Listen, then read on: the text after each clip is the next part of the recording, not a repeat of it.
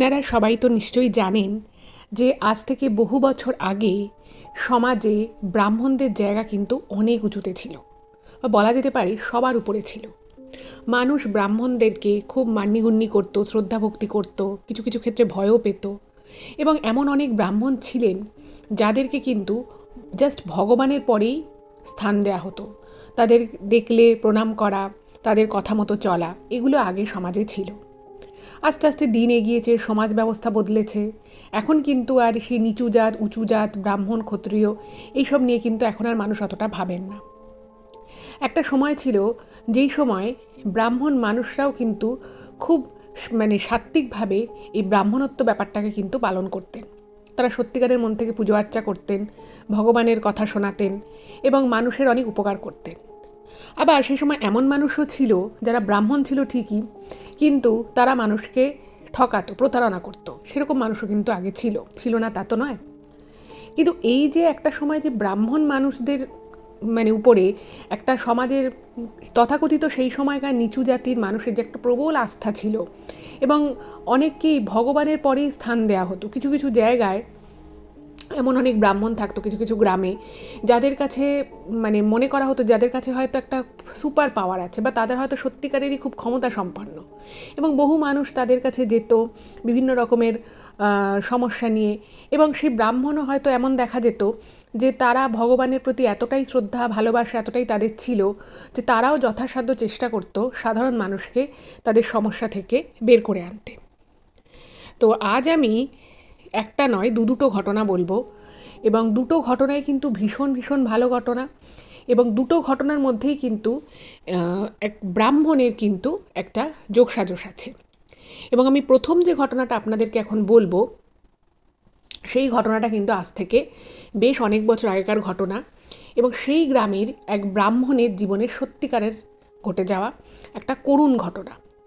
করুণ আমি কেন বলছি, বিষয়টা প্রথমে করুণ হলেও পরে বিষয়টা কোথা থেকে কোথায় যায় সেটা আপনারা যত ঘটনাটা শুনবেন তত বুঝতে পারবেন। তো কেউ কোথাও যাবেন না, আজকে আপনাদের জন্য একটা নয় রয়েছে দুটো ঘটনা। প্রত্যেকেই দুটো ঘটনাই শুনুন, আশা করছি আপনাদের ভীষণ ভালো লাগে, ভীষণ একটা পজিটিভিটি আপনারা পাবেন। নমস্কার শ্রোতা বন্ধুরা, ভূত ভগবান চ্যানেলে আপনাদের সকলকে অনেক স্বাগত। আশা রাখি সবাই খুব ভালো আছেন, আনন্দে আছেন, সুস্থ আছেন। আমাদের চ্যানেলে যে ঘটনাগুলো বলা হয় সেগুলো যদি আপনাদের ভালো লাগে তাহলে অবশ্যই চ্যানেলটাকে সাবস্ক্রাইব করবেন, ভিডিওগুলোকে লাইক করবেন। পুরো ঘটনাটা শোনার পর আপনাদের কেমন লাগলো সেই মূল্যবান মতামত জানাতে কিন্তু একদম ভুলবেন না। আর আপনাদের জীবনে বা আপনাদের পরিচিত কোনো মানুষের জীবনে যদি এরকম কোনো ভৌতিক, অলৌকিক, দৈবিক, অতিজাগতিক কোনো ঘটনা ঘটে থাকে তাহলে সেগুলো কিন্তু আপনারা আমাদের কাছে লিখে পাঠিয়ে দিতে পারেন। তার জন্য আপনাদের আমাদের চ্যানেলের ডেসক্রিপশানে যেতে হবে, দেখবেন সেখানে আমাদের ইমেল আইডি মেনশন আছে। তো সেই ইমেল আইডিতে ইমেল করে আপনারা আপনাদের সেই ঘটনা আমাদের কাছে কিন্তু অনায়াসেই পৌঁছে দিতে পারেন। আর একটা রিকোয়েস্ট করবো, যদি সম্ভব হয় কাইন্ডলি আপনারা আমাদের চ্যানেলের এই ভিডিওগুলোকে আপনারা আপনাদের ফ্রেন্ড এবং ফ্যামিলির মধ্যে একটু শেয়ার করে দিন। কারণ আমরা এই চ্যানেলে আর 5টা সাধারণ মানুষের জীবনে ঘটে যাওয়া বিভিন্ন রকমের ভৌতিক, অলৌকিক, দৈবিক, অতিজাগতিক এই ঘটনাগুলোই বলে থাকি। তাই আমি মনে করি ঘটনাগুলো যদি আরও অনেক অনেক মানুষ শুনতে পারেন, তারা সেগুলো শুনে অনেক কিছু জানতে পারবেন, বুঝতে পারবেন, শিখতে পারবেন। তার ফলে তারা অনেক বেশি সতর্ক, সজাগ থাকতে পারবে। তো চলুন বন্ধুরা, আমি আজকের ঘটনা আপনাদের সামনে উপস্থাপনা করা শুরু করছি। প্রথমে আমি আজকের প্রথম ঘটনাটা বলবো, সেই ঘটনাটা একটু বড়। আর পরে আমি রুদ্র দুর্গাপুর থেকে একটা ঘটনা পাঠিয়েছে, সেই ঘটনাটা আপনাদেরকে বলবো। তো প্লিজ আপনারা একদম শেষ অবধি আমাদের চ্যানেলের সাথে থাকবেন। প্রথম যে ঘটনাটা আপনাদের সামনে বলতে চলেছি সেই ঘটনাটা কলকাতা থেকে কৌশানী লিখে পাঠিয়েছে। কৌশানী এই যে ঘটনাটা, এটা কিন্তু ওর দিদার যেখানে আর কি থাকতেন গ্রামে, এই গ্রামটা হচ্ছে বর্ধমানের আউশ গ্রাম বলে যে গ্রামটা রয়েছে সেখান থেকে আরেকটু ভিতরে একটা কোনো গ্রামের ঘটনা। এবার এখানে ও যেটা মেনশন করেছে যে ওই পরিবারটা যেহেতু ওখানে খুব ফেমাস ছিল, তো সেই জন্য গ্রামের নামটা মেনশন করছে না, কারণ গ্রামের নামটা বললে অনেকেই কিন্তু পরিবারটাকে চিনতে পেরে যেতে পারে। তো তাদের সেক্ষেত্রে তাদের প্রাইভেসির একটা ব্যাপার থাকতে পারে। তো সেই জন্য আমি বলছি আউশ গ্রামের আশেপাশের একটা কোনো গ্রাম। তো আপনারা যারা ওই দিক থেকে ঘটনাগুলো শুনছেন তারা হয়তো আপনারা বুঝতেও পারেন যে আমি কোন গ্রামের কথা বলছি পুরো ঘটনাটা শোনার পরে। তো প্রথমে আমি কিছু কথা এই ঘটনা সম্পর্কিত আপনাদেরকে বলে নিই, তাহলে আপনাদেরও ঘটনাটা বুঝতে সুবিধা হবে, আমারও কিন্তু আপনাদেরকে বোঝাতে সুবিধা হবে। এখন আমি যে ঘটনাটা আপনাদেরকে বলবো সেটা কিন্তু আজ থেকে বেশ অনেক বছর আগেকার ঘটে যাওয়া একটা ঘটনা। তো কৌশানীর মামা বাড়িতে, যে গ্রামে আর কি মামা বাড়িটা, তো সেই গ্রামে বেশ কয়েকটা ব্রাহ্মণ পরিবার থাকতো। এবং সেই ব্রাহ্মণ পরিবারের মধ্যে ৩ থেকে ৪টে হচ্ছে হাতে গোনা ব্রাহ্মণ পরিবার, যারা আর কি পুজো আর্চা সব কিছু করতো। আর বাকি একটা দুটো ব্রাহ্মণ পরিবার ছিল, কিন্তু তারা আর কি খুবই বয়স্ক হয়ে গেছে, তারা কোনো কিছুর মধ্যে থাকতো না, মানে পুজো আর্চা এসব বিষয়ের মধ্যে তারা থাকতো না। কিন্তু এই ৩-৪টে যে ব্রাহ্মণ পরিবার ছিল পুরো গ্রামে, তো সেই পরিবার ৩-৪টেকে সবাই গ্রামের লোকেরা খুব মান্যিগণ্য করতো। সেই সময়কার সমাজ ব্যবস্থা এমনই ছিল যে ব্রাহ্মণদেরকে কিন্তু মানুষ একটু উঁচু চোখে দেখতো। আর ওনারা কিন্তু মানে আর্থিক দিক থেকেও একটু ক্ষমতা সম্পন্ন ছিলেন, ওই পরিবারগুলো, ব্রাহ্মণ পরিবারগুলো। এবার ওই ৩-৪টে পরিবারের মধ্যে একটি পরিবার ছিল, যেই পরিবারের একজন বয়স্ক লোক ছিলেন। তিনি বহু ছোটবেলা থেকে পুজো আর্চা করেন এবং ওই গ্রামের প্রত্যেকে ওনাকে চেনে। শুধু ওই গ্রাম বললে ভুল হবে, ওই গ্রামের আশেপাশে যে ৩-৪টে গ্রাম রয়েছে, সেই ৩-৪টে গ্রামের লোকজন কিন্তু সবাই ওই ভদ্রলোককে চিনতেন। এবার চিনতেন তো ঠিক আছে, কিন্তু ওই ওই ভদ্রলোককে সবাই এত বেশি ভালোবাসতো, তার কারণটা ছিল উনি না খুব অমায়িক ছিলেন। ভদ্রলোক মানে কোনো বাড়িতে হয়তো পুজো করতে যাবে, তো সেই বাড়ির লোক হয়তো প্রচণ্ড গরিব, তাদের পক্ষে বেশি দক্ষিণা দেওয়া সম্ভব নয়। তো অনেক পুরোহিত কী করতো, মানে এই সমস্ত গরিব বাড়িগুলোকে কাটিয়ে যেত। এবং ওই গ্রামে জেলে পাড়া বলে একটা পাড়া ছিল, যে পাড়ার সবাই হচ্ছে মাছ ধরার প্রফেশনের সাথে যুক্ত ছিল। তো জেলে পাড়া ছিল, তার পাশে আর একটা ছিল তাঁতি পাড়া, যেখানে আর কি শাড়ি ফাড়ির কাজ করতো, ছোটোখাটো কাজ হতো। তো এই যে পাড়াগুলো ছিল, এরা না মানে খুব গরিব ছিল, মানে এতটাই গরিব যে এদের পক্ষে কোনো একটা পুজো হোক বা বিয়ে হোক বা কোনো অনুষ্ঠান হোক, তাদের পক্ষে বেশি দক্ষিণা দেওয়া সম্ভব হতো না। তো সেই জন্য বাকি আরও যে ২-৩টে ব্রাহ্মণ পরিবার ছিল, তারা না এই সমস্ত বাড়িগুলোতে কোনো পুজোর কথা বললে বা কোনো বিয়ে বা কোনো শ্রাদ্ধ তারা আসতে চাইতো না, কারণ জানতো যে এদের কাছে গেলে টাকা পয়সা কিছু পাওয়া যাবে না, জিনিসপত্র তো পাওয়াই যাবে না। কিন্তু এই যে ভদ্রলোক, যার নাম ছিল হরনারায়ণ, হরনারায়ণ ব্যানার্জি, তো এই হরনারায়ণ বাবু কিন্তু মানে এইগুলো দেখতেন না। ওনাকে যদি কেউ বলতো যে অমুক দিন আমার বাড়িতে একটা পুজো আছে, আপনি একটু করে দেবেন, বা খুব গরিব হয়তো, তার বাড়িতে কেউ মারা গেছে, শ্রাদ্ধের কাজটুকু তো করতে হবে, সেই পারলৌকিক কাজকর্ম করার জন্য কোনো পুরোহিত পাওয়া যেত না। তো এই হরনারায়ণ বাবু কিন্তু সেই বাড়িগুলোয় গিয়ে তাদের যা আর কি কাজকর্ম সেগুলো উনি করে দিতেন। এবং এমনও হয়েছে যে উনি হয়তো সমস্তটা করলেন, করে হয়তো ১ টাকাও পাননি, কি ১টা টাকা পেয়েছেন, সামান্য হয়তো একটু চাল আলু ভুজ্জি হিসেবে পেয়েছে, এর থেকে বেশি উনি কিছুই পাননি, কিন্তু উনি হাসি মুখে কিন্তু কাজটা করে দিতেন। এবং ওনার এই হরনারায়ণবাবুর এই মানবিক দিকটার জন্য ওনাকে গ্রামের সবাই ভীষণ ভালোবাসত। আর প্রত্যেক দিনই কিন্তু ওনার কোনো না কোথাও কোথাও কাজ থাকতো, নয় কোথাও পুজো, নয় কোথাও শ্রাদ্ধ, নয় কোথাও অন্নপ্রাশন, নয় বিয়ে, লেগেই থাকতো, কারণ সবাই ওনাকেই বলতো।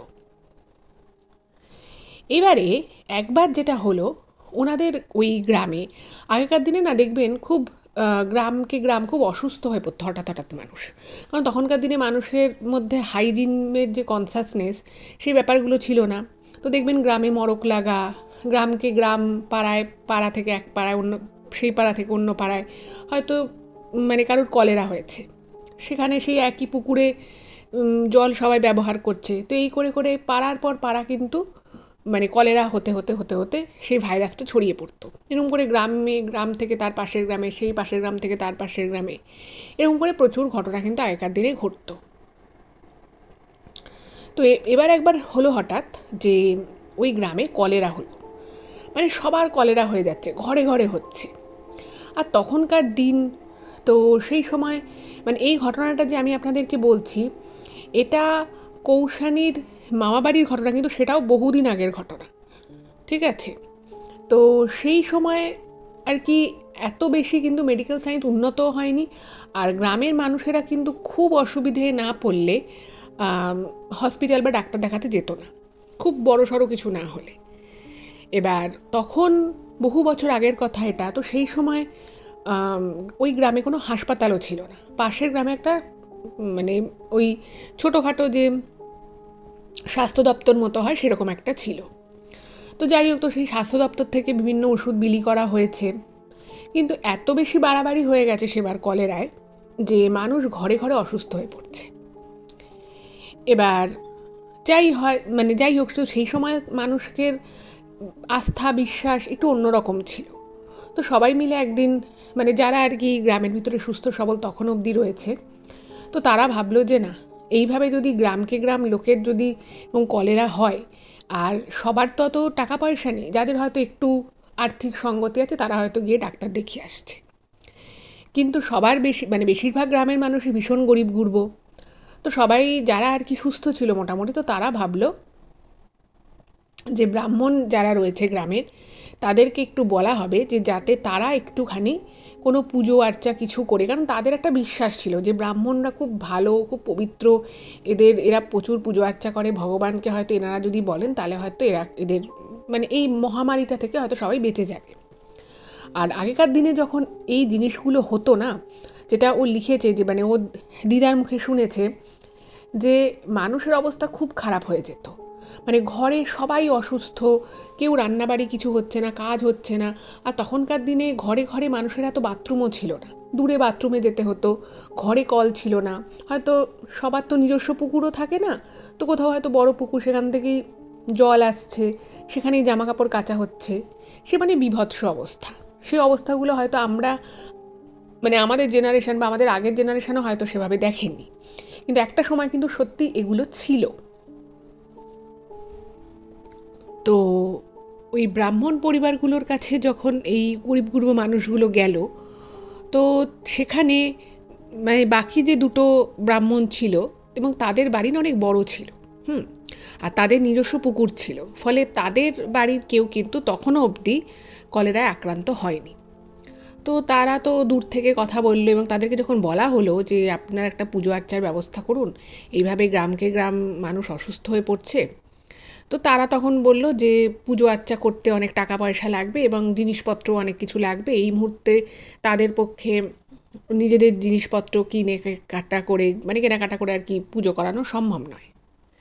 এবার গ্রামের মানুষের একটু হতাশ হয়ে গেল যে সত্যিই তো তারা গ্রামের মানুষের যে নিজেরাও যে আর কি সবাই মিলে টাকা তুলে একটা পুজোর ব্যবস্থা করবে সেটাও করা সম্ভব নয়, কারণ সবারই আর্থিক অবস্থা খুব খারাপ হয়ে গেছে, কেউ কাজ করতে পারছে না, যার জমি রয়েছে সেই জমিতে চাষ হচ্ছে না, ফলে কি করে তারা নিজেদের থেকে পয়সা তুলে পুজোর অ্যারেঞ্জমেন্ট করবে, এটা তো সম্ভব নয়। তো এবার সবাই ভাবলো যে ঠিক আছে, এই এই হরবাবুকে তাহলে ধরা হোক। তো এই হরনারায়ণ বাবুকে যখন বলা হলো, তো উনি তখন বললেন যে দেখছি কি করা যায়, কারণ উনি না হুটহাট করে কোনো কাজ করতেন না। ওনার কেউ একটা কাজের কথা বললে বা কিছু একটা পরামর্শ ওনার সাথে যদি কেউ করতেন, উনি খুব ভেবেচিন্তে কথা বলতেন। তো হরনারায়ণবাবু বললেন যে আমিও চাই গ্রামের মানুষগুলো বেঁচে যাক, ভালো থাক, এভাবে প্রত্যেকটা ঘরে ঘরে মানুষ অসুস্থ হয়ে পড়ছে, কিন্তু এক্ষুনি কিছু করা যাবে কি যাবে না সেটা আমি দুদিন আমাকে সময় দাও, আমি জানাচ্ছি। আমি তো অবশ্যই চাইবো যে গ্রামের মানুষেরা ভালো থাকুক। এবার যে লোকগুলো হরনারায়ণ বাবুর কাছে গেছিল তারা ভাবলো যে নিশ্চয়ই উনি যখন বলেছেন কিছু নিশ্চয়ই উনি করবেন। তো তারপরে যেটা হলো, উনি নিজের বাড়িতেই একটা যজ্ঞ করেন গ্রামের হিতের জন্য, মানুষের ভালোর জন্য, এবং অদ্ভুতভাবে উনি যজ্ঞটা করেন এবং যজ্ঞ করে গ্রামের কিছু কিছু মানুষের হাতে সেই যজ্ঞ করে সেই পুজোর ফল প্রসাদ খুবই সামান্য, এবং ওই যজ্ঞের যে ছাই সেই ছাইগুলো সবাইকে দিয়ে দেন, বলে যে সবার মধ্যে তোমরা সবাই যাতে পায় গ্রামে সেটা তোমরা কিন্তু দেখো। এবং অদ্ভুত রকম বিষয় হচ্ছে যে ওই যজ্ঞ করার পরে সেই যজ্ঞের সামান্যই ফলমূলের প্রসাদ সবাই এক কুচি করে হয়তো পেয়েছে, আর ওই যজ্ঞের ছায়ের যে টিকা সেগুলো সবাই লাগিয়েছে, গ্রামের প্রত্যেকটা ঘরে ঘরে গিয়ে দিয়ে আসা হয়েছে। অদ্ভুতভাবে ওই পুজোর ঠিক পরের দিন থেকে কিন্তু কলেরার প্রভাব আস্তে আস্তে কমতে লাগলো। নতুন করে কোনো গ্রামের কোনো মানুষ কলেরা আক্রান্ত হলো না, এবং যারা অলরেডি আক্রান্ত ছিল কলেরায় তারাও কিন্তু আস্তে আস্তে সুস্থ হতে থাকলো। যেখানে ওই গ্রামে কলেরায় ইভেন কিছু লোক মারাও গেছিল, এতটা সিরিয়াস পর্যায়ে চলে গেছিল তো সেখানে ওই যজ্ঞ করার পরে কিন্তু আস্তে আস্তে সিচুয়েশন ভালোর দিকে গেল এবং বেশ 5-6 দিনের মধ্যে প্রায় প্রত্যেক ঘরেই যাদের যাদের কলেরা হয়েছিল সেগুলো কিন্তু অনেকটা ভালো হয়ে গেল। এবার এই ঘটনা যখন ঘটে সকলের মনে একটা না খুব এই হরনারায়ণ বাবুর প্রতি একটা অদ্ভুত শ্রদ্ধা ভালোবাসা একটা আলাদাই আস্থার জায়গা তৈরি হয় এবং সবাই বুঝতে পারে যে হরনারায়ণ বাবু মন প্রাণ দিয়ে ভগবানকে ডেকেছিলেন বলেই তার পুজো অর্চনা করে উনি কারোর থেকে কোনো পয়সা নেননি, উনি নিজেই বাড়িতে যজ্ঞ করে পুজো করে গ্রামের মানুষের ভালোর জন্য উনি প্রার্থনা করেছিলেন বলেই হয়তো এই বড় বিপদটা থেকে এবারের মতো গ্রামের মানুষেরা বেঁচে গেল। এবার হরনারায়ণ বাবুকে তো সবাই ভগবানের পরেই স্থান দিয়ে ফেলেছে।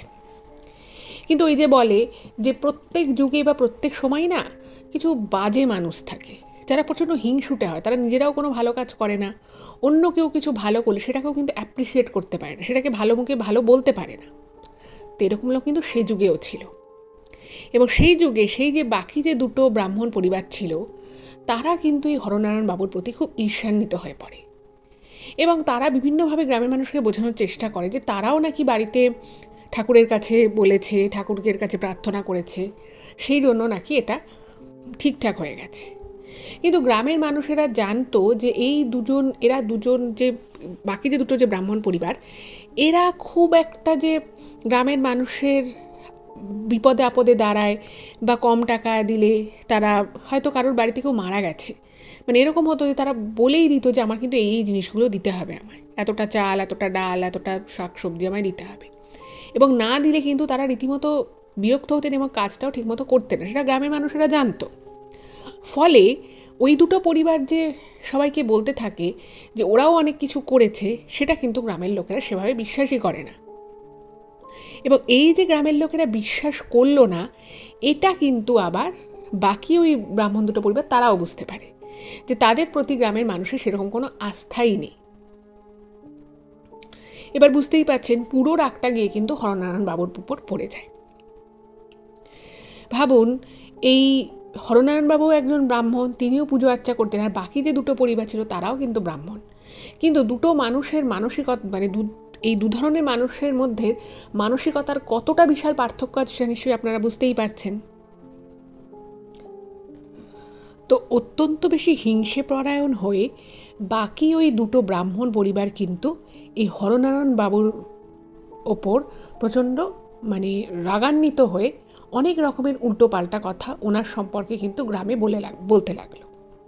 এবং শুধু তাই নয়, হরনারায়ণ বাবুর বাকি পরিবারের যারা ছিলেন তাদের প্রতিও কিন্তু হিংসে পরায়ণ হয়ে অনেক রকম তাদেরকে ছোট বড় কথা, তাদেরকে বিভিন্নভাবে হেনস্থা করার কিন্তু চেষ্টা করতে লাগলো।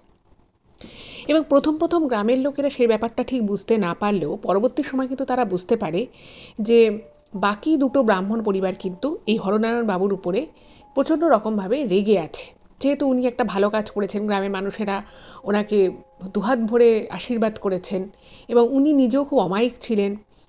এই পুরো বিষয়টা কিন্তু বাকি দুটো ব্রাহ্মণ পরিবার কোনোভাবেই মেনে নিতে পারছিল না। এরকমভাবে কিছুদিন চলল।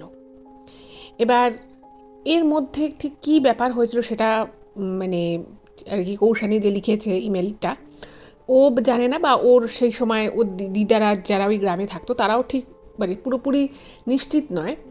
তো হঠাৎই যেটা হলো যে একজন সুস্থ সবল হরনারায়ণ বাবু কিন্তু খুব সুস্থ সবল একজন মানুষ ছিলেন এবং উনার উচ্চতা প্রায় 6 ফুটের কাছাকাছি, গৌর বর্ণ, খুব ফর্সা আর কি, আর খুব শক্তপোক্ত একজন মানুষ ছিলেন।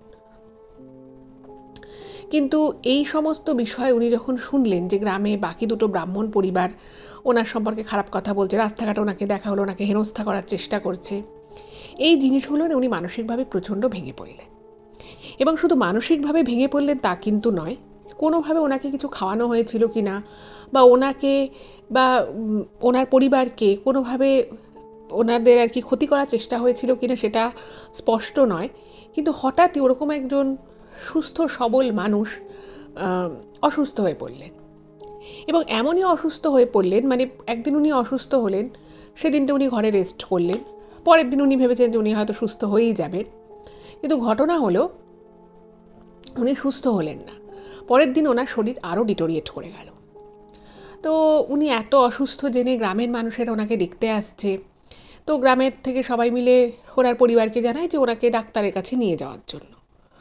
তো তাকে ডাক্তারের কাছে নিয়ে যাওয়া হয় এবং ডাক্তারের কাছে যখন নিয়ে যাওয়া হয় তখন ডাক্তারবাবু সমস্ত পরীক্ষা নিরীক্ষা করে ওই স্বাস্থ্য দপ্তরে যে আর কি ডাক্তার ছিল পাশের গ্রামে, তো তিনি বলেন যে উনি গুরুতর অসুস্থ হয়েছেন এবং কিছু ওষুধপত্র দেন এবং বলে দেয় যে যদি ঠিক হয় ওই ওষুধেই ঠিক হবে, না হলে ওনার এখন যে অবস্থা তাতে খুব একটা আশা নেই। এবার এই কথাটা যখন গ্রামের মধ্যে চাউর হয়ে গেল যে হরনারায়ণ, মানে ওনাকে সবাই ব্রাহ্মণ বলতো, কেউ পণ্ডিত বলতো, উনি এরকমভাবে অসুস্থ হয়ে পড়েছেন, সবাই না মানে প্রচণ্ড আর কি মন খারাপ হয়ে যায়। যে বললাম যে ওই যে আশেপাশের 2-3টে গ্রামের উনি ছিলেন হচ্ছে খুব বড় আস্থার জায়গা, খুব ভরসার জায়গা।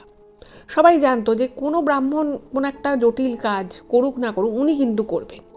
এবং ওই যে গ্রামের মধ্যে যে কলেরা হয়েছিল সেই কলেরা থেকে মানুষকে উদ্ধার কিন্তু উনিই করেছিলেন।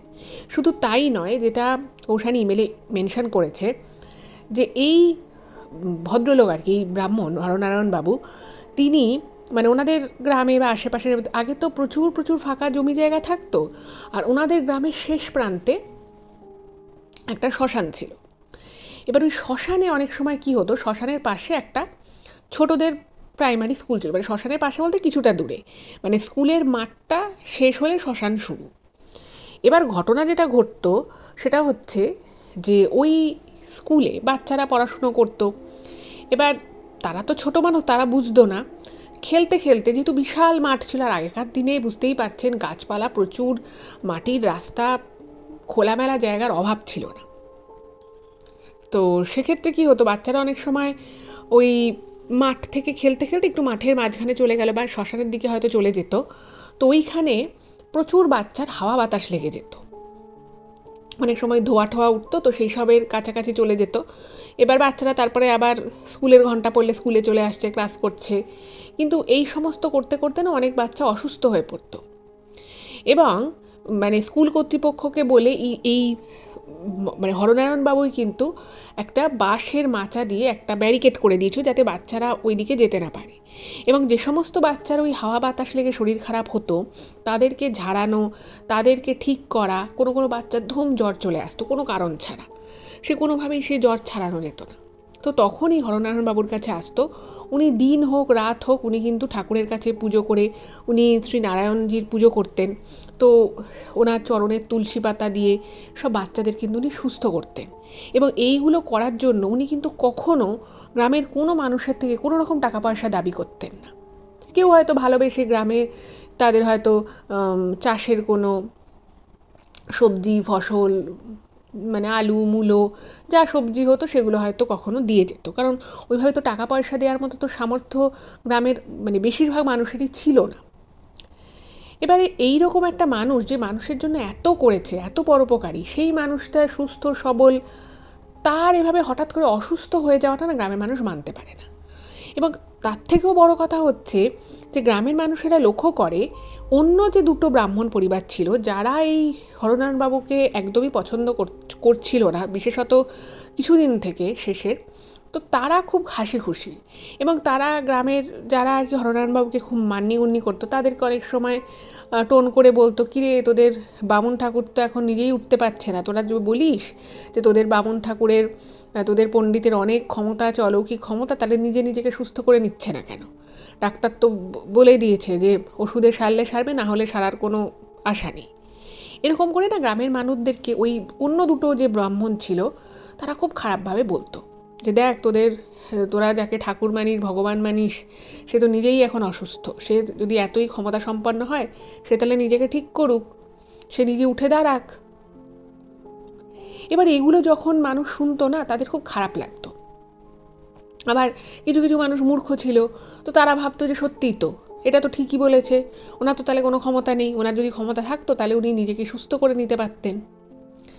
তো সেরকম মানুষের সংখ্যা খুবই কম ছিল, কিন্তু বেশিরভাগ মানুষই কিন্তু ওই দুটো ব্রাহ্মণের প্রতি প্রচণ্ড অসন্তুষ্ট ছিল, কিন্তু মুখে কিছু বলতে পারতো না। সেই সময় ব্রাহ্মণদের সমাজে একটা বেশ উঁচু জায়গা দেয়া হতো, আর ওরা কিন্তু বাকি পরিবারগুলোর থেকে মানে আর্থিক দিক থেকে ক্ষমতা সম্পন্ন ছিল, কিন্তু বেশিরভাগ মানুষ বুঝতে পারতো যে এরা মানুষ হিসেবে কিন্তু খুব একটা ভালো নয়।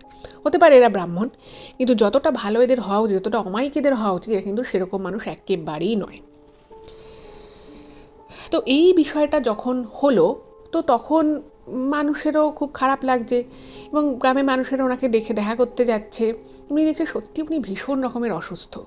কিন্তু ওই অসুস্থ অবস্থায় মানে ওনার কাছে হয়তো কেউ গেছে, একজন মহিলা নাকি গেছিলেন, তো তার স্বামী 5 দিন ধরে নিখোঁজ। উনি বিভিন্ন জায়গায় খোঁজ খবর করেছেন, মানে সে তার স্বামীর জন্য খুব কান্নাকাটি করছে, এবং সেই খবরটা ওনার কানে গেছে, এবং উনি ওই অবস্থায় হরনারায়ণ বাবু তিনি বলছেন যে ওকে তুমি আমার কাছে নিয়ে এসো, ওই মহিলাকে আমি দেখব যে কি ব্যাপার আছে।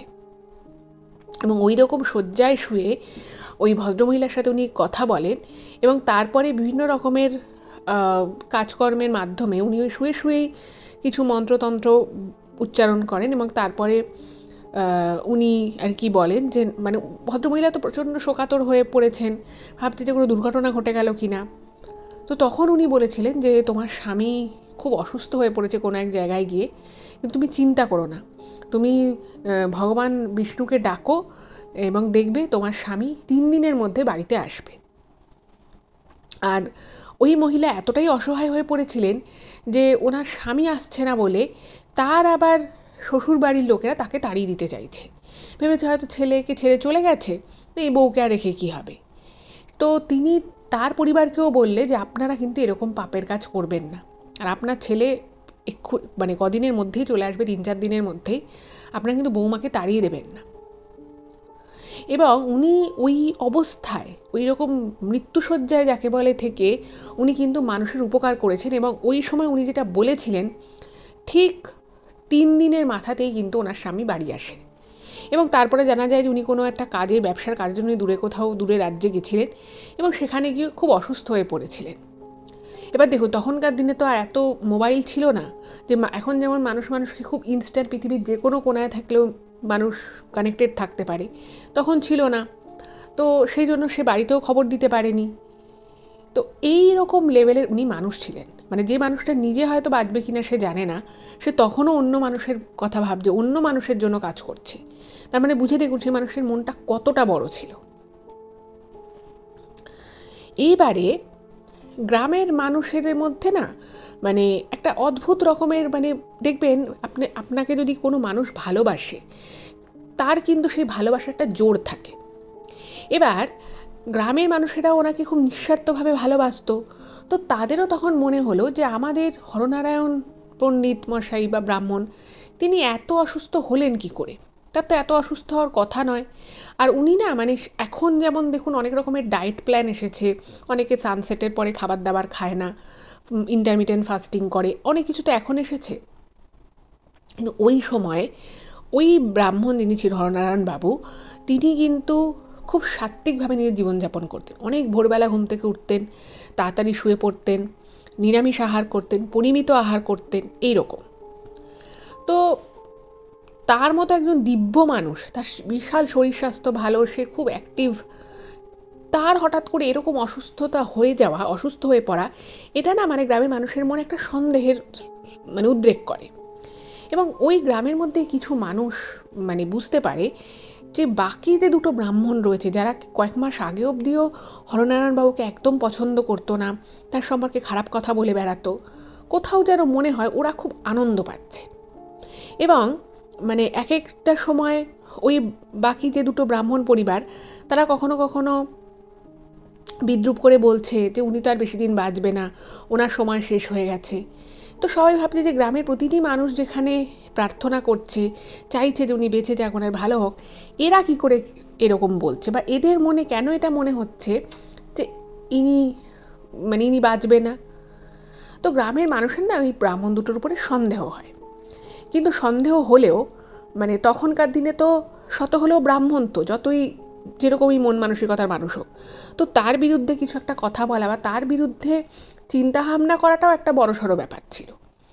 তো ওরা ভাবে যে ঠিক আছে আমরা হয়তো ভুল ভাবছি, কিন্তু ভুল ওরা ভাবছে মনে মনে ভাবছি, কিন্তু সবারই মনে একটা কেমন প্রশ্নচিহ্ন খটকা হচ্ছে যে নিশ্চয়ই এরা এই হরনারায়ণ বাবুর অসুস্থতার জন্য দায়ী হবে। তো তখন সবাই গ্রামের কিছু লোকজন মিলে ঠিক করলো যে এই দুই ব্রাহ্মণ কোথায় যায় কি করে এই বিষয়ে যদি একটু খোঁজ খবর লাগানো যায় তাহলে বেশ ভালো হয়। আর ওই হরনারায়ণ বাবুর বাড়ির যারা লোক ছিল তারাও বিভিন্ন সময় গ্রামের অন্যান্য মানুষদেরকে বলতে থাকে যে ওই যে অন্য দুটো যে ব্রাহ্মণ পরিবার তাদের বাড়ির লোকেরা কিন্তু এই হরনারায়ণ বাবুর বাড়ির লোকেদেরকে কিছুদিন আগে নাকি হঠাৎ করেই মানে ওদের সাথে খুব ভালো কথাবার্তা বলে এবং কিছু একটা খাবার দেয়। মানে কোন একটা জায়গায় ওরা নাকি পুজোয় গেছিল, তো একটা পরিবার আর কি বলে, ব্রাহ্মণ পরিবার, যে এরকম প্রসাদ এনেছি, তো তোমরা সবাই খেও। এবার সেই প্রসাদ বাড়ি শুদ্ধ লোক সবাই খেয়েছিল এবং সেইটা খাওয়ার পরদিন থেকেই হরনারায়ণ বাবু কিন্তু অসুস্থ হয়ে পড়ে। এবার এই কথাটা গ্রামের লোক যখন জানতে পারে তাদের কিন্তু সন্দেহটা আরো প্রবল হয়ে ওঠে। আর যেহেতু ওই সময়টা একটা দীর্ঘ সময় ধরে উনি অসুস্থ রয়েছে, তো গ্রামের মানুষেদের যদি বাড়িতে কারোর কোনো কাজকর্ম, কোনো পুরোহিতের দরকার পড়ে, ব্রাহ্মণের দরকার পড়ে, ওরা কিন্তু মানে সেই সুযোগটা, যেহেতু হরনারায়ণ বাবু কাজ করতে পারবেন না কারোর বাড়িতে এসে, ওরা বলে দিচ্ছে আমাদের কিন্তু এত টাকা দক্ষিণা দিতে হবে, এই জিনিস দিতে হবে। এবং যাদের বাড়িতে হয়তো কাজ, তাদের হয়তো আর্থিক সামর্থ্যও নেই, তাদের কিন্তু ধার বাকি করে কিন্তু এই ব্রাহ্মণদের দিয়ে কাজ করাতে হচ্ছিল। মানে সিচুয়েশনটা একবার ভাবুন। তো সবকিছু মিলিয়েই গ্রামের লোকেরা ঠিক করে যে এই দুই ব্রাহ্মণের গতিবিধির উপরে একটু নজর রাখবে। এবং এইটা ভাবার পিছনে আরো একটা কারণ হচ্ছে, মানে গ্রামের লোকেরা তো অনেক ভোর রাতের দিকে মাঠে চাষের কাজে চলে যায়। তো এদের মধ্যে একজন, এই দুই ব্রাহ্মণ পরিবারের মধ্যে একজনকে একদম গ্রামের শেষ প্রান্তে কালো বস্ত্র পরিহিত কোনো এক মানুষের সাথে খুব গোপনে আর কি, খুব মানে আস্তে আস্তে কথা বলতে শুনেছিল। তো সেটা দেখে কিন্তু ওদের মানে এই খটকা লাগাটা কিন্তু আরো বেড়ে যায়, সন্দেহটা বেড়ে যায়। তো তারা ভাবলো যে না, এখানে কিছু একটা ব্যাপার থাকতে পারে। তো ঘটনাটা কি ঘটলো, ওনার ওই দুই ব্রাহ্মণের উপর গতিবিধির উপরে নজর রাখা শুরু হলো। এবার নজর রাখতে রাখতে প্রথম থেকে তো কিছুই সেভাবে ওরা ধরতে পারছিল না গ্রামের লোকেরা। আর যেটা হচ্ছিল যে এই হরনারায়ণ বাবু তিনি না মানে বিছানায় শুয়ে থাকতেন এবং সারাদিন উনি শ্রী হরিনাম সংকীর্তন করতেন মনে মনে, কখনো বিড়বিড় করে, শরীর তো ভালো ছিল না, আর ভগবান বিষ্ণুকে ডাকতেন। উনি কিন্তু মানে ডাকতেন বলতে আমাকে সুস্থ করে দাও, আমাকে ভালো করে, এগুলো উনি কিছু বলতেন না, শুধু নাম করতেন। আর খালি বলতেন যে গ্রামের মানুষগুলো যেন ভালো থাকে। মানে উনি গ্রামের মানুষগুলো ওনার কাছে পুরো প্রাণ ছিল। তো সবাই এসে যারা যারা আর কি ওনার সাথে দেখা করতে আসতো হরনারায়ণ বাবুকে বলতো যে আপনি এত মানুষের এত ভালো করেছেন, আপনি নিজের জন্য ঠাকুরের কাছে চান না যাতে আপনার প্রাণটা সুন্দরভাবে ভগবান আপনার প্রাণটা ফিরিয়ে দেয়, আপনাকে এই অবস্থা দেখে আমাদের খুব খারাপ লাগছে। তো তখন নাকি হরনারায়ণ বাবু বলতেন যে আমি আমার যা হবার সেটাই হবে, আমি বাঁচবো কি মরবো আমি শ্রীহরির হাতে দিয়ে দিয়েছি, আমি তোমাদের জন্য প্রার্থনা করি। মানে উনি জানতেন যে মানে উনি হয়তো একটা পরিবারের সাথে কথা বলেছে, সেই পরিবারের হয়তো মেয়ের বিয়ে হচ্ছে না, কি সেই পরিবারের হয়তো কোনো ছেলে সে বেপথে চলে গেছে, তো তারা এসে বিভিন্ন রকমের কথাবার্তা এই ঠাকুরমশাইকে বলতো।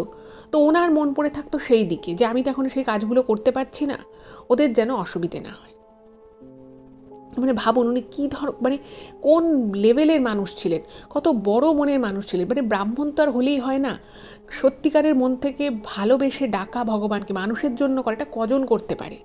মানে আজকের ডেটে তো ছেড়েই দিন, আজকের ডেটে হয়তো এরকম মানুষ খুঁজে পাওয়াই দায়, কিন্তু সেই সময় এরকম মানুষের সংখ্যা কিন্তু কম ছিল, হয়তো ছিল বাট কম ছিল, এখন যেমন নেই প্রায়, তখন ছিল। বাট হরনার মতো মানুষ মানে হয়তো খুবই রেয়ার। সেই সময়ে ওনার এই কথা শুনে মানুষের ভীষণ খারাপ লাগে, গ্রামের মানুষ, এবং সবাই ঘরে ঘরে প্রার্থনা করতে থাকে। মানে সবাই আর কি মানত করে ঘরে ঘরে যে ওনাকে যেন সুস্থ করে দেন ভগবান। এবং এরপরে কি হলো সেটা যখন আপনারা শুনবেন আপনারা নিজেরাই কিন্তু অবাক হয়ে যাবেন। তো ওই গ্রামে একটা পরিবার থাকতো, সেই পরিবারটা ভীষণ গরিব ছিল। তো পরিবারে দুই মেয়েকে নিয়ে স্বামী স্ত্রী থাকতেন। তো বড় মেয়েটার অনেক কষ্টে বিয়ে দিয়েছিল, আর ছোট যে মেয়েটা ছিল সেই ছোট মেয়েটা ছোটবেলা থেকেই খুব অসুস্থ হয়ে পড়তো মাঝে মধ্যেই, কারণে অকারণে অসুস্থ হয়ে পড়তো। এবার ওকে বিভিন্ন বাড়ির লোক এমনিতেই প্রচণ্ড গরিব, ওর বাবা পুকুরে মাছ ধরতো, তো সেই মাছ যেদিন যেরকম ধরা হতো সেটুকু বেচতে পারতো, এবং সেই বেচে যেটুকু পয়সা আসতো সেই দিয়ে ওদের সংসার চলতো। এইবারে একদিন কি হলো, ওই মেয়েটা অনেক দুঃখ কষ্ট সহ্য করে ছোট থেকেই বড় হয়েছে, খুব সর্দি গরমি লাগতো, শরীর খারাপ হয়ে যেত। তো ব্যাপার যেটা হলো, মেয়েটার একটা জায়গায় বিয়ে স্থির করে বাড়ির লোক। এবার ওরা যেহেতু খুব গরিব ছিল, আর ওর বাবা সামান্য একটু মাছ ধরতে, এবং ওদের বাড়িটাও যেটা ছিল সেটা ভাঙাচোরা টালির বাড়ি। তো সবাই গ্রামে ওদের প্রতি সহমর্মী হলেও বেশিরভাগ লোকই গ্রামে ওদেরকে কেউ একটা পছন্দ করতো না। আর যেহেতু মেয়েটার গায়ের রঙও একটু চাপা ছিল, তো সবাই বলতো যে একে তো প্রচণ্ড গরিব, তার মধ্যে মেয়েটা খুব ছোটোবেলা থেকে রোগে ভোগে, তো তার মধ্যে এই অভাবের সংসারে বলতে তোর কি বিয়ে হবে। এবং কিছু কিছু মানুষ গ্রামের ওরা ওদের প্রতি সহমর্মী হলেও বাকি অনেক মানুষ, এবং বিশেষত ওই অন্য যে দুটো ব্রাহ্মণ পরিবার ছিল, তারা ওদেরকে খুব হ্যাটা করতো, খুবই হ্যাটা করতো। এবং একবার এরকম হয়েছিল যে ওদের বাড়িতে কোনো একটা কাজের দরকার পড়েছিল। এই পুরোহিত মশাইকে গ্রামের বাকি যে দুজন ছিল হরনারায়ণবাবু ছাড়া, তাদেরকে বলেছিল সেই কাজটা করে দিতে। তারা কেউ কিন্তু কাজটা করতে রাজিও হয়নি, কারণ জানতো এই হতদরিদ্র পরিবার কিছুই দিতে পারবে না। তো ওদের বলেছিল না। এবার সেই মেয়ের বিয়ে। এবার গ্রামে বেশ কিছু লোকজন ধরেই নিয়েছিল যে এই মেয়েটার বিয়ে হওয়া সম্ভব নয়, গায়ের রং চাপা, এত গরিব, কি করে বিয়ে হবে। কিন্তু তারা যখন শুনলো যে ওর বাবা মা এক জায়গায় মেয়েটার বিয়ে স্থির করেছে, কিছু কিছু লোক তো খুব অবাক হয়ে গেল। আর গ্রামের যে গরিব গুরবো বাকি যে আরো ভালো লোকজন ছিল, তারা কিন্তু খুব খুশি হয়। তারা সবাই বলে যে আমাদের যার যেরকম সামর্থ্য, আমরা সেরকম নিশ্চয়ই কিছু দেওয়ার চেষ্টা করব। সবকিছু মোটামুটি ঠিকঠাকই যাচ্ছিল। এবার ব্যাপার হতো যে বিয়েটা যে দেবে, সেই বিয়েটা দেওয়ার জন্য কোনো পুরোহিত মশাইকে ধরতে হবে। এবার এই গ্রামের সমস্ত গরিব মানুষগুলোর যে মানুষটার প্রতি আস্থা ভালোবাসা ছিল, সে হরনারায়ণবাবু তো একেবারে বিছানায় শয্যা নিয়েছেন। তো কি করবে, বাধ্য হয়েই অন্য যে দুজন পুরোহিত ছিল, ব্রাহ্মণ পরিবার আর কি, তাদের কাছে ওর বাবা যায়, মেয়েটির বাবা। তো তারা তো খুব অপমান করে তাড়িয়ে দেয় এবং বলে যে তুমি ভাবছো তোমার মেয়েকে বিয়ে করবে, তুমি দেখবে বিয়ের দিন ছেলেপক্ষ আসবেই না, তুমি শুধু শুধুই পুরোহিত খুঁজতে বেরিয়েছো, ব্রাহ্মণ এলেও তোমার বাড়িতে বিয়ে হবে না, তোমার মেয়েকে কে বিয়ে করবে। তখন লোকটার খুব খারাপ লাগে, স্বাভাবিকভাবেই তার মেয়ের সম্পর্কে এরকম কথা বলছে। আর তখনকার দিনে না মানুষ খুব রুড এইভাবে কথাবার্তা বলে দিত, আর ওই যে বললাম সমাজ ব্যবস্থাটাই তখন অন্য রকমের ছিল। তো ওনার খুব খারাপ লাগে। যাই হোক, তো অন্য অনেক 3-4টে গ্রাম ঘুরে ঘুরে উনি এক ব্রাহ্মণকে ঠিক করেন যে মেয়ের বিয়েটা দেবে। এবং ওরা তো হতদরিদ্র পরিবার, ফলে তাদের পক্ষে বিশাল আয়োজন করে বিয়েতে খাওয়ানো পড়ানো এগুলোও সম্ভব ছিল না। কিন্তু তার মধ্যেও উনি এবং গ্রামের আরও কিছু ভালো মানুষজন যারা ওদেরকে ভালোবাসতো, তারা সকলে মিলে খুব ছোট্ট করে আগেকার দিনের বিয়েতে ওই একটু লুচি, একটু আলুর দম, একটু পায়েস এরকম খাওয়ানোর ব্যবস্থা করবে, এরকম সব কিছু ঠিকঠাক হয়েছে। এবার ওই মেয়েটিকে এই হরনারায়ণ বাবু কিন্তু খুব স্নেহ করতেন। তো ওনার কানেও কথাটা গেল যে ওর বিয়ে ঠিক হয়েছে। তো উনি না তখন খুব খুশি হলেন। ওই ব্রাহ্মণ মানুষ, উনি প্রকৃত অর্থেই ব্রাহ্মণ ছিলেন, মানুষের ভালো করা, ভগবানের সত্যিকারের নাম গান করা, ভগবানের প্রতি শ্রদ্ধা। তো তিনি এটা শুনে বলেন যে সত্যি আমি ভগবানের কাছে প্রার্থনা করেছিলাম যে ওর বাবা মা এত কষ্ট করে, যেন বড় মেয়েটার যেমন বিয়ে হয়েছে ছোট মেয়েটারও যেন ভালোভাবে বিয়েটা হয়ে যায়। উনি খুব শান্তি পান শুনে, এবং তার সাথে সাথে এটাও দুঃখ প্রকাশ করেন যে উনি যেতে পারবেন না, উনি বিয়েটা দিতে পারবেন না, কিন্তু উনি খুব ভালো বলেন। এবার ঘটনাটা যেটা ঘটলো সেটা হচ্ছে, হঠাৎ করেই বিয়ের ঠিক 2 দিন আগে ওই মেয়েটি খুব অসুস্থ হয়ে পড়ে। কোনোখানে কিছু নেই, মেয়েটি অসুস্থ হয়ে পড়ে। মেয়েটি ছোট থেকে একটু রোগে ভুগতো, কিন্তু মেয়েটা কিন্তু খুব অ্যাক্টিভ ছিল, ঘরের কাজকর্ম করা, বাইরে মাঠে কাজকর্ম করা সবই করতো। এবার বিয়ের 2 দিন আগে মেয়েটা অসুস্থ হয়ে পড়েছে। বাবা মার তো মাথায় হাত যে এইরকমভাবে অসুস্থ যদি হয়ে পড়ে মেয়ের বিয়ে হবে কি করে। যাই হোক, তো পাশের গ্রামে যে স্বাস্থ্যকেন্দ্র ছিল সেই স্বাস্থ্যকেন্দ্রে মেয়েটিকে নিয়ে যাওয়া হয়। সেখানে মেয়েটিকে দেখা হয়, চিকিৎসা ওষুধপত্র দেওয়া হয়। কিন্তু ঘটনা হচ্ছে যে মেয়েটির এমন জ্বর আসে যে মেয়েটির কোনো হুঁশই আর নেই, ওষুধ খাচ্ছে কিন্তু ওষুধে কোনো কাজ হচ্ছে না। এবার বাড়িতে তোর মা বাবা পুরো কান্নাকাটি জুড়ে দিয়েছে। গ্রামের মানুষেরাও খুব মন খারাপ। এমনিতেই মেয়েটা একটু রোগাসোগার উপরে, তার মধ্যে হঠাৎ করে বিয়ের দুদিন আগে এতটা গুরুতরভাবে অসুস্থ হয়ে পড়া, সবার খুব খারাপ লাগে। এবার কি করবে কিছু বুঝতে পারছে না। এবার ওই যে বলেছিলাম, আমি ঘটনার প্রথম থেকে আমি বলছি যে গ্রামের মানুষের না একটা অদ্ভুত আস্থা ভালোবাসার জায়গা ছিল হরনারায়ণবাবু। তো সবাই বলল যে চলো, বামুন ঠাকুর তো একদম বিছানায় শয্যা নিয়েছে, তো ওনার কাছেই আমরা যাই। উনি যদি কিছু করতে পারে তাহলে উনিই করতে পারবেন। ভগবানকে তো আমরা সবাই ডাকছি, কিন্তু কিছু যদি কারোর যদি সেই ক্ষমতা থাকে, সেই অলৌকিক ক্ষমতা যদি কারোর মধ্যে থেকে থাকে, সে হচ্ছে এই মানুষটা। তো এনার কাছে নিয়ে যাওয়া হোক। তো সেই মেয়েকে কোনো রকমে কোলে করে নিয়ে যাওয়া হয় হরনারায়ণবাবুর কাছে। তো উনি নিজেই তখন প্রচণ্ড, তার শ্বাসকষ্ট হচ্ছে, খুব শরীর খারাপ, এবং সেই দিন হরনারায়ণবাবুর অবস্থা আরও খারাপ হয়ে গেছে।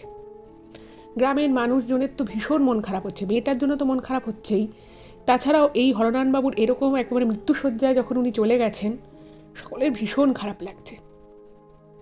এবং রীতিমতো নাকি গ্রামের মানুষজন কেঁদে কেটে, মানে নিজের ঘরে ঘট দেখে আর কি ঠাকুরের কাছে মানত করেছিল যে যাই হয়ে যাক এই মানুষটা যেন বেঁচে যায়। এইবার যেটা হলো, ওনার কাছে এসছে, তো উনি তো মানে তখন আর কিছুটা অচৈতন্য অবস্থাতেই হরনারায়ণবাবু ছিলেন। তবুও ওনার সামনে বলা হলো যে এরকম মেয়েটার অবস্থা, যদি কিছু করে যদি মেয়েটাকে সুস্থ করা যায়, কারণ মেয়েটার যদি বিয়েটা ওই দিন না হয় তাহলে হয়তো বিয়েটা ভেঙেই যাবে, পাত্রপক্ষ আর হয়তো বিয়েই করবে না। তো উনি তো কিছুই শুনতে পাচ্ছেন, ওরকম মানে অচৈতন্য অবস্থায় উনি রয়েছেন, একটা হালকা শ্বাসকষ্ট হচ্ছে ওনার। এই অবস্থাতেও বলে না, মানুষের মন যদি পড়ে থাকে ভালো কাজ করার দিকে, হয়তো উপর থেকে ভগবানও আশীর্বাদ করেন। সেই সময় উনি মানে একটু সময়ের জন্য চোখটা খোলেন, এবং মেয়েটাকে না মানে একদম হরনারায়ণবাবুর সামনে রাখা হয়েছিল। মানে উনি মেঝেতে শুয়েছিলেন, তো সেখানে মেয়েটাকেও শুয়ে রাখা হয় তার পাশে।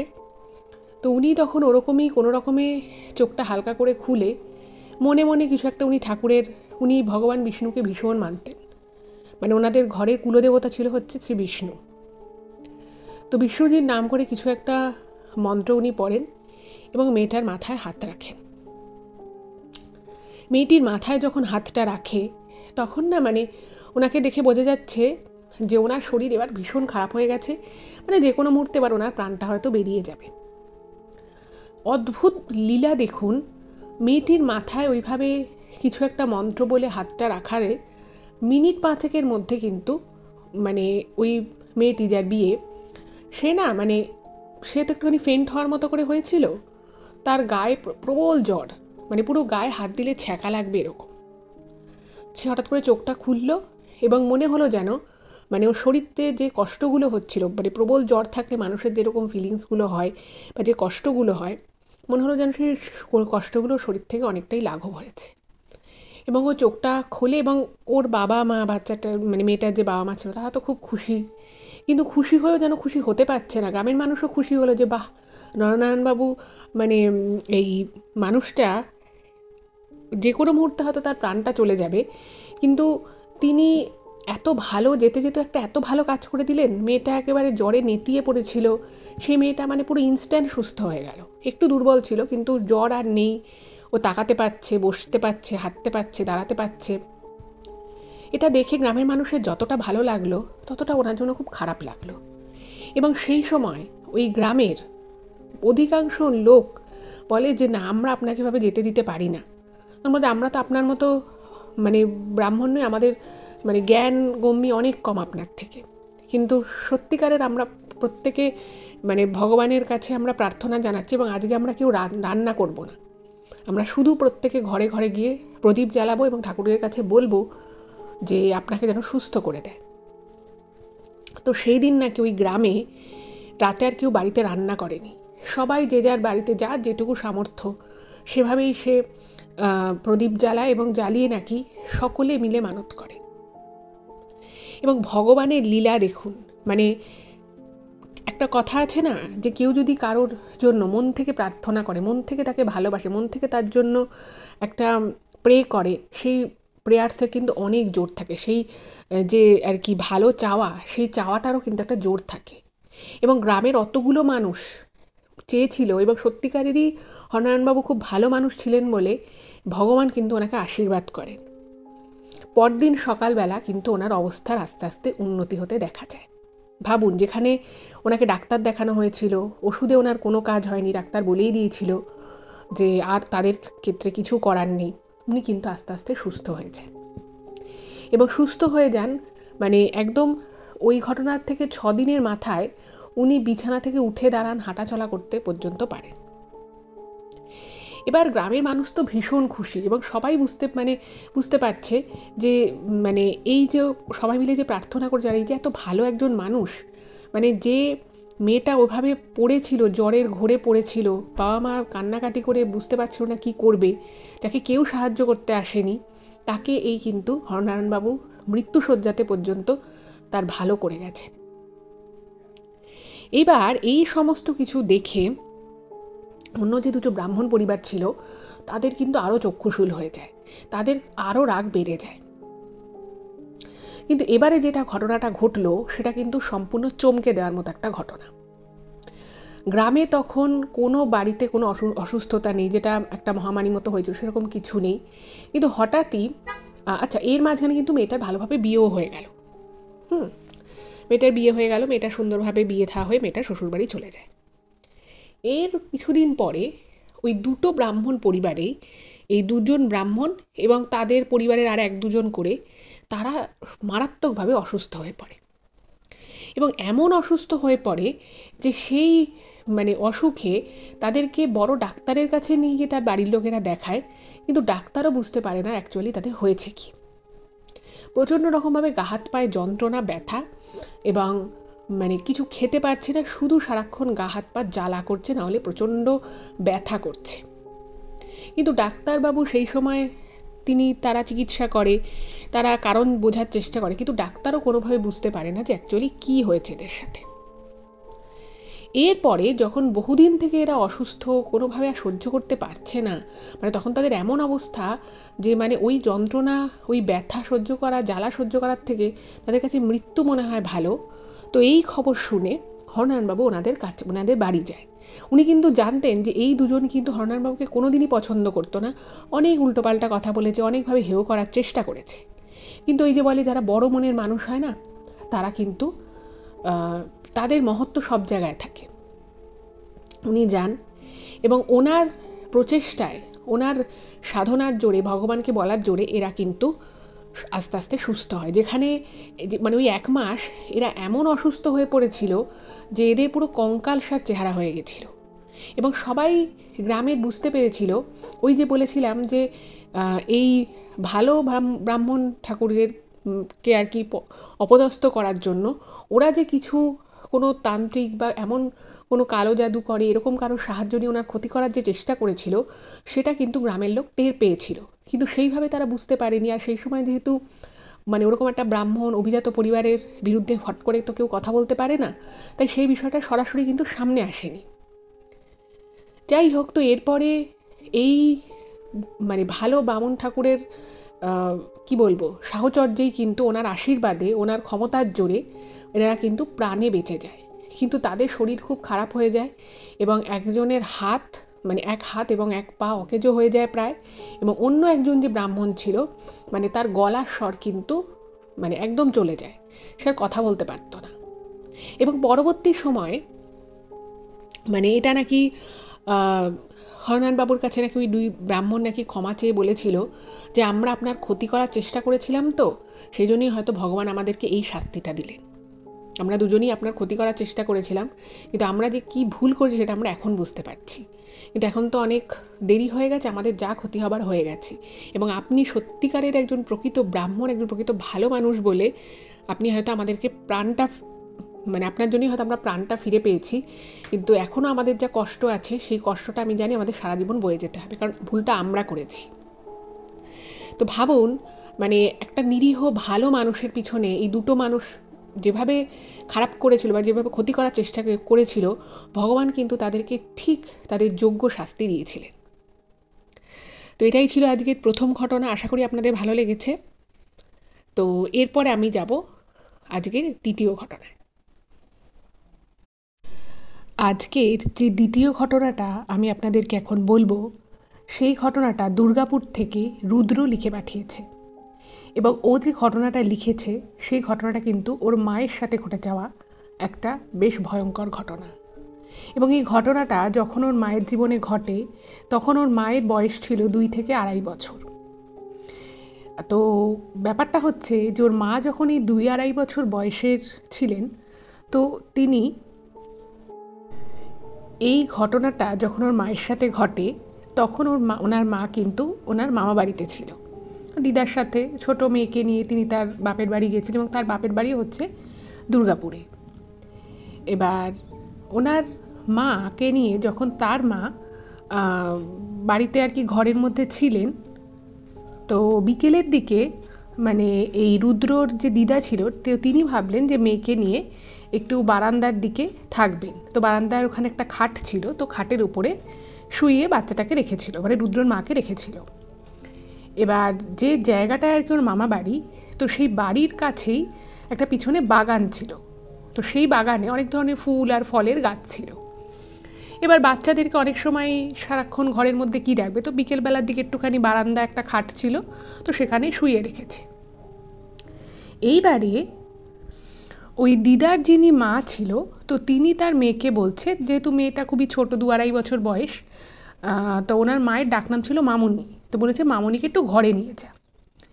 এবার দিদা কি করেছে, তার মেয়েকে নিয়ে তার মায়ের কথা মতো ঘরে গিয়ে নিয়ে গেছে, মেয়েটাকে ঘরে নিয়ে গেছে, মানে কিছুক্ষণ বারান্দায় ছিল বিকেলের দিকে, তারপরে ঘরে নিয়ে গেছে। এবার ঘরে নিয়ে যেতে যেটা হলো সেটা হচ্ছে যে রুদ্রর মা এত ছোট বয়সে একটি ছোট্ট বাচ্চা মেয়ে, সে একদম চোখগুলোকে ভীষণ রকমভাবে অস্বাভাবিকভাবে বড় বড় করে এবং প্রচণ্ড রকমভাবে চিৎকার করে কান্নাকাটি শুরু করে দেয়। ভাবুন 2-2.5 বছর একটি বাচ্চা মেয়ে, মানে এতক্ষণ বারান্দায় ছিল, সেখানে শুয়ে রাখা হয়েছিল, সব কিছুই ঠিক ছিল, এবার আস্তে আস্তে সন্ধে হয়ে যাচ্ছে, তাকে যে মুহূর্তে ঘরে নিয়ে আসা হয়েছে সে অস্বাভাবিক রকমের চোখ বড় করে মানে কান্নাকাটি শুরু করে দিয়েছে। এবার দেখুন, বাচ্চারা অনেক সময় বাইরে ঘুরতে বা বাইরের প্রকৃতি পরিবেশ দেখতে পছন্দ করে, তাদেরকে সেই জায়গা থেকে সরিয়ে আনলে অবশ্যই তারা একটু কান্নাকাটি করতেই পারে, কিন্তু সেটা একরকম।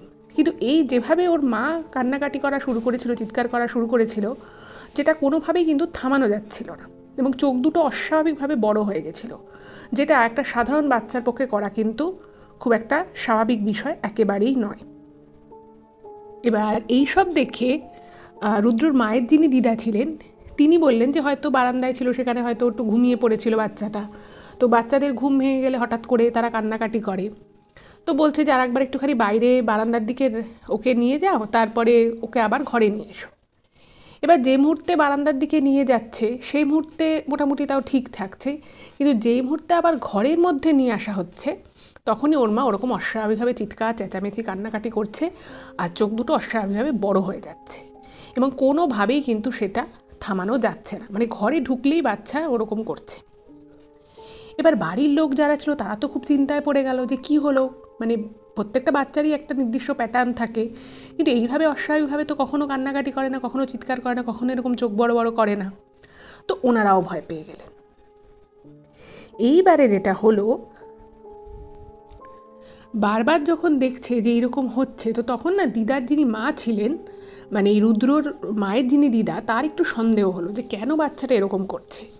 তো ওনার তখন মনে হয় যে নিশ্চয়ই কোনো হাওয়া বাতাস লেগেছে। দেখবে আগেকার দিনের মানুষেরা কিন্তু এই হাওয়া বাতাস ব্যাপারটাকে খুব বিশ্বাস করতো এবং এরকম ঘটনা কিন্তু মানে আগেকার দিনে ঘটতো, বিশেষত গ্রামের দিকে অনেক ঘটতো।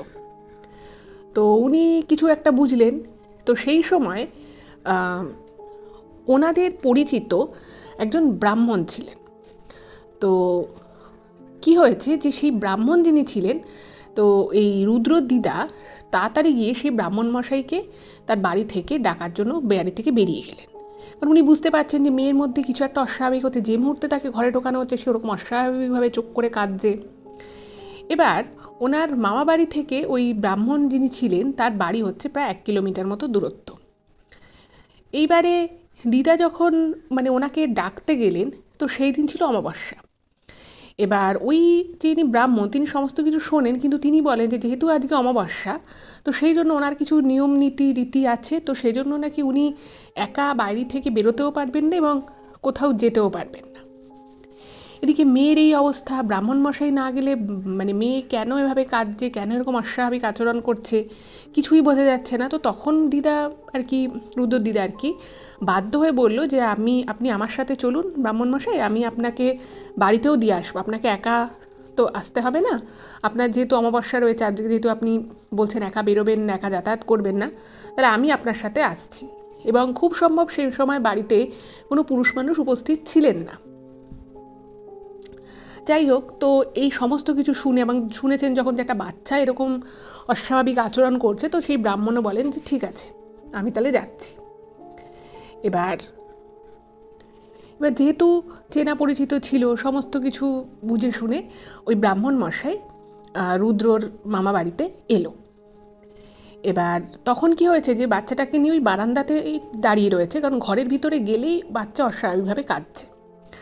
তো প্রথমে আর কি ওই ব্রাহ্মণ মশাই যিনি ছিলেন, তিনি রুদ্রর মাকে একবার দেখেন, এবং যেহেতু উনি বিশেষভাবে ক্ষমতা সম্পন্ন ছিলেন, তো উনি দেখেই হয়তো কিছু একটা বুঝতে পারেন। এবার বাচ্চাটাকে দেখার পরে আর কি ওনার বাচ্চাটার সাথে যে ছিল, তো তাকে বলছে যে দিদাকে আর কি বলছে যে তুমি বাচ্চাটাকে এবার ঘরে ঢোকাও। এবার বাকিদের যে মানে ওই বাচ্চাটার দিদা তার মা বলছে যে বাচ্চাকে ঘরে ঢোকালি তো প্রচণ্ড কাঁদছে, ও কী করে ঘরে ঢোকাবো? তখন বলছে যে যাই হোক তুমি ওকে ঘরে ঢোকাও, যতই কান্নাকাটি করুক ওকে ঘরে ঢোকাতে হবে একবার। তো যাই হোক, তো তাকে ঘরে ঢোকানো হয়েছে এবং সে বাচ্চা চোখ বড় বড় করে অস্বাভাবিকভাবে চিৎকার চেঁচামেচি কান্না এসব করছে। এবার এই সমস্ত কিছু দেখে ব্রাহ্মণ বলেন যে ওর মায়ের মধ্যে সেই সময় শরীরে একটা মারাত্মক শক্তিশালী কোনো আত্মা ঢুকেছে, ওদের দেখেই বোঝা যাচ্ছে। এবং আর একটা জিনিস যেটা প্রথম দিকে কেউ হয়তো সেভাবে লক্ষ্য করেনি, যে ওর মা যখন ওই 2-2.5 বছর বয়স এরকম যখন করছে, কোনোভাবে ওর মায়ের হাতটা না পুরো শক্ত করে মুঠো করা, মানে সেই হাত কোনোভাবেই সেই মুঠোটাকে ছাড়ানো যাচ্ছে না। তো তখন ব্রাহ্মণ মশাই আর কি এই ব্যাপারটাকে আর কি লক্ষ্য করেন এবং উনি সবাইকে দেখান যে মেয়ের হাত এরকমভাবে মুঠো হয়ে আসছে। তো এরপরে উনি যেটা করেন, ওই ব্রাহ্মণ তিনি তার পকেট থেকে হাড় জাতীয় কিছু একটা জিনিস বার করেন। সেটা এক্স্যাক্ট কি সেটা তো আর ওইভাবে উনি সবার সামনে এক্সপ্লেন করেননি, তো হাড় জাতীয় কিছু একটা জিনিস বার করেন এবং একটা মন্ত্র উনি পাঠ করতে থাকেন ওই ব্রাহ্মণ। এবং সেই মন্ত্রটা পাঠ করে মানে উনি কি করেন, বাচ্চাটার হাতের মুঠোটাকে জোর করে খোলার চেষ্টা করতে থাকেন। এবং অনেকক্ষণ এভাবে চেষ্টা করার পর কিন্তু মানে সে বাচ্চা হাতের মুঠো কিছুতেই খুলবে না। ওইটুকু একটা বাচ্চা, 2-2.5 বছরের বাচ্চার হাতের মুঠো বুঝতেই পারছেন, খুব বেশি আর গায়ের জোর তো দেওয়া সম্ভব নয়, তাতে হাতে ব্যথা পেতে পারে।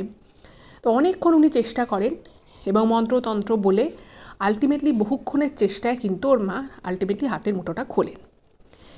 এবং তখন মানে ব্রাহ্মণ মশাই বলেন যে সব কিছু ঠিকঠাক হয়ে গেছে, আর কোনো ভয় নেই। এবং দিদা আর ওনার আর কি যিনি মা ছিলেন তাকে বলে যে তোমরা এবার বাচ্চাকে নিয়ে ঘুম পাড়িয়ে দাও। এবার বলেন যে আর কোনো অসুবিধে নেই, ওর যা সমস্যা ছিল সব কিছু সেরে গেছে। মানে ভাবুন তখনকার দিনে, মানে এটা রুদ্রর মায়ের জীবনের ঘটনা, উনি যখন 2-2.5 বছর বয়স ছিল। তো আমরাও অনেক সময় অনেক বাচ্চাদের মধ্যে অনেক রকমের অসুবিধে দেখি, মনে হয় যে এটা এরকম কেন হচ্ছে, সেরকম কেন হচ্ছে। কিন্তু ভাবুন একটা জিনিস, যে সেই সময় মানে কোনো ডাক্তার বদ্যি না ডেকেও মানে একটা মানুষ কতটা ক্ষমতা সম্পন্ন ছিলেন বলে উনি একটা এরকম কাজ কিন্তু করতে সমর্থ হয়েছিলেন। তো তারপরে ওই মানে ব্রাহ্মণ যিনি ছিলেন তিনি দিদা আর ওনার যিনি মা ছিল, তো তাকে বলে যে বিকেল হওয়ার আগে পর্যন্তই ওনাকে বারান্দার দিকে রাখতে। এবার যেহেতু এই বারান্দার পর থেকে ওনাদের একটা বাড়ির পিছনে একটা বড় বাগান ছিল, প্রচুর গাছপালা ছিল, তো সেই গাছপালার মধ্যে না অনেক সময় মানে অনেক এমন শক্তি, এমন অনেক আত্মার উপস্থিতি লক্ষ্য করা যায় যেগুলো কিন্তু ছোট ছোট বাচ্চাদের উপরে অনেক ক্ষেত্রেই এফেক্ট ফেলে। তো এইসব উনি বলেন এবং তারপরে উনি শুধু এটুকু বলেন তাই নয়, ওদের মামা বাড়িটাকে উনি পুরো বেঁধে দিয়ে গেছিলেন যাতে এরকম ঘটনা আর কখনো না ঘটে। তো তারপরে ওর মাকে আর ওরকম বিকেলের পরে বারান্দার দিকে নিয়ে যাওয়া হতো না, কিন্তু তারপর থেকে আর কখনো কোনো অসুবিধা হয়নি। কিন্তু সেই সময় ওর মায়ের ওই দিনে মানে ওই সময়টুকুতে যেরকম অস্বাভাবিক আচরণ করছিল, যেটা একেবারেই একটা বাচ্চার পক্ষে খুব একটা ভালো হতে পারে না, সেটা দেখে কিন্তু সবাই ভয় পেয়ে গেছিল। আর ওই দিন যদি ওই সময় ব্রাহ্মণ না আসতেন, হয়তো ওর মায়ের অন্য কোনো বড়সড় ক্ষতিও হয়ে যেতে পারত। তো এটাই ছিল ঘটনা। রুদ্রকেও অনেক ধন্যবাদ এরকম ঘটনা শেয়ার করার জন্য। আজ আপনাদের সামনে আমি দুটো ঘটনা বললাম। আশা রাখছি আপনাদের দুটো ঘটনাই ভীষণ ভালো লেগেছে, এবং এই দুটো ঘটনার মধ্যে একটা বিষয় কিন্তু আমার খুব ভালো লেগেছে, সেই জন্য আমি দুটো ঘটনা আজকে একসাথে একই এপিসোডে বললাম। সেটা হচ্ছে যে আমরা ব্রাহ্মণ মানুষদেরকে একটা সময় অনেক সমাজে উচ্চ পর্যায়ে রাখা হতো, অনেক উচ্চ মর্যাদা দেওয়া হতো, কিন্তু সবাই যে সেই সময় খুব ভালো সৎ ছিল তা তো নয়। কিন্তু যারা সত্যিকারের সৎ ব্রাহ্মণ ছিল বা সৎভাবে তারা জীবনযাপন করতো, যারা সত্যিকারের ঠাকুর দেবতাকে মানত, বিশ্বাস করতো, তার পুজো অর্চনা করতো, তাদের মধ্যে কিন্তু কি অসম্ভব অলৌকিক ক্ষমতা ছিল, সেটা কিন্তু এই দুটো ঘটনা থেকে আমরা কিন্তু বেশ ভালো বুঝতে পারি। মানে ভণ্ড তখনও ছিল, এখনও আছে, কিন্তু আমার মনে হয় যে যারা সত্যিকারের, আজও যারা সত্যিকারের ভগবানকে মন থেকে ভালোবাসে, এই ধরনের ভগবানের জিনিসপত্র নিয়ে, ভগবানের কথা নিয়ে, ভগবানের লীলা নিয়ে যারা ব্যবসা করে না, যারা নিজেদের স্বার্থসিদ্ধির জন্য কোনো রকম মানুষের থেকে কোনো সুবিধা নেয় না, টাকা পয়সা নেয় না, তারা কিন্তু আজকের ডেটেও, হয়তো আমরা তাদেরকে সবসময় চোখের সামনে দেখতে পাই না, কিন্তু তাদের একটা সত্যিই কিন্তু অলৌকিক ক্ষমতা আজও আছে, তখনও ছিল। কিন্তু দুঃখের বিষয় হচ্ছে যে সেই সমস্ত মানুষ আগেকার দিনে যদি বা দেখা যেত, এখনকার দিনে হয়তো খুবই কম। আর যাদের সত্যিকারের এরকম ক্ষমতা আছে না, তারা আমার মনে হয় খুব একটা লোকসমক্ষে আসেও না, বা এলেও তারা তাদের ক্ষমতা সম্পর্কে মানুষকে হয়তো জানান দেয় না।